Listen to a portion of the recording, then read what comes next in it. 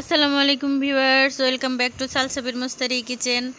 আজ আপনাদের সাথে খুবই মজাদার একটি ভর্তার রেসিপি শেয়ার করব। এখানে আমি নিয়েছি কাঁকরোল পাতা, নিয়েছি শুকনা মরিচ, রসুন কুচি, পেঁয়াজ কুচি আর নিয়েছি কালো জিরা। তো ভিউয়ার্স, এগুলো সুন্দর করে ভেজে নিব।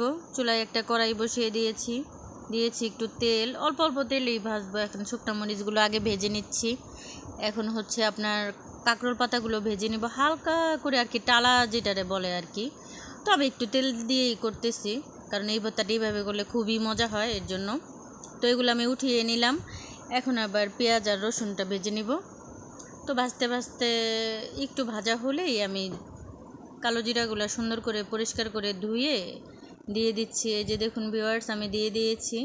এখন এটাও একটু হালকা করে টেলে নিব। তো চলে যাচ্ছি বাটার প্রসেসে।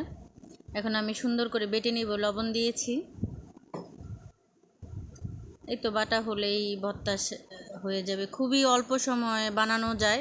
আপনারা একবার হলেও ট্রাই করবেন, স্বাস্থ্যের জন্য খুবই উপকার। জানেন তো কালিজিরার কোনো গুণাগুণের শেষ নেই। তো আপনারা একবার হলেও বানিয়ে খেয়ে দেখবেন, অবশ্যই আমার কথা মনে করবেন। খুবই মজাদার ভর্তা। তো যারা আমার ইউটিউব থেকে দেখবেন, আমার চ্যানেলটি অবশ্যই সাবস্ক্রাইব করে লাইক দিয়ে পাশে থাকবেন, বেল আইকনটি অন করে রাখবেন, পরবর্তী ভিডিও যেন আপনাদের কাছে পৌঁছিয়ে যায়। আপনারা অবশ্যই একবার হলেও বানিয়ে খাবেন। বিশেষ করে এমনিতে সুস্থ মানুষও খাবেন, কিন্তু ডায়াবেটিসের পেশেন্ট যারা, তারা কিন্তু অবশ্যই প্রতিদিন যদি খেতে পারেন অনেক উপকার।